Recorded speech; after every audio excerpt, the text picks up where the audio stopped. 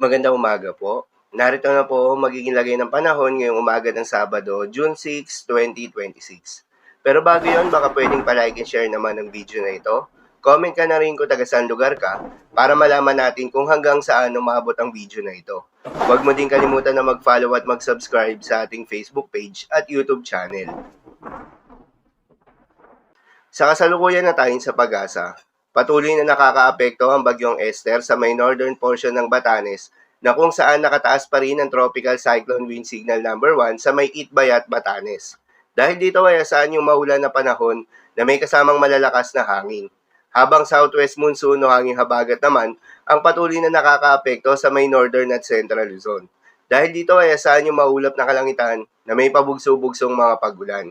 Habang sa nalalabing bahagi pa ng ating bansa, asahan naman yung generally fair weather condition na may mataas na tsansa ng mga pag-ulan pagsapit ng hapon o gabi na dulot ng mga localized thunderstorms.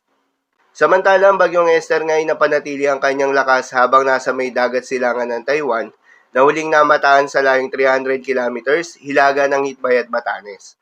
Taglay ang lakas ng hangin na umaabot sa 45 kilometers per hour malapit sa gitna at pagbugso na umaabot sa 55 kilometers per hour. Kumikilos pa north-northeastward sa bilis na 15 kilometers per hour.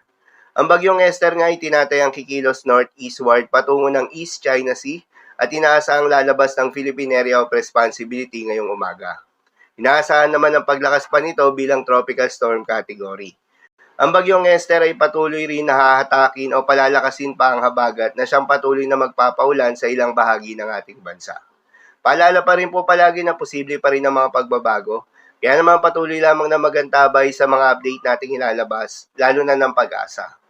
Para naman sa magiging lagay ng panahon ngayong araw ng Sabado, dahil pa rin nga sa epekto nitong si Bagyong Esther, asahan sa Batanes ang maulan na panahon na may kasamang malalakas na hangin. Posible ang mga pagbaha o pag-uho ng lupa. Due to moderate to heavy rains, minimal to minor threat to life and property due to strong winds. Habang sa Ilocos Region, Abra, Benguet, Zambales at Bataan ay asahan naman ang occasional rains na dulot ng southwest monsoon. Posible rin ang mga pagbaha o pag-uho ng lupa due to moderate to heavy rains with at times intense rains. Habang sa Metro Manila, nalalabing bahagi ng Cagayan Valley, nalalabing bahagi ng Cordillera Administrative Region, nalalabing bahagi ng Central Luzon, Rizal, Cavite, Batangas at Occidental Mindoro ay asahan naman yung maulap na kalangitan na may kalat-kalat ng mga pagulan at thunderstorms na dulot pa rin ng southwest monsoon. Posible rin ang mga pagbaha o pag-uho ng lupa due to moderate to at times heavy rains. At sa nalalabing bahagi pa nga ng ating bansa, ay asahan naman yung bahagyang maulap hanggang sa maulap na kalangitan na may kalat-kalat ng mga pagulan o thunderstorms. Dulot naman yan ng mga localized thunderstorms. Posible rin ang mga pagbaha o pag-uho ng lupa during severe thunderstorms.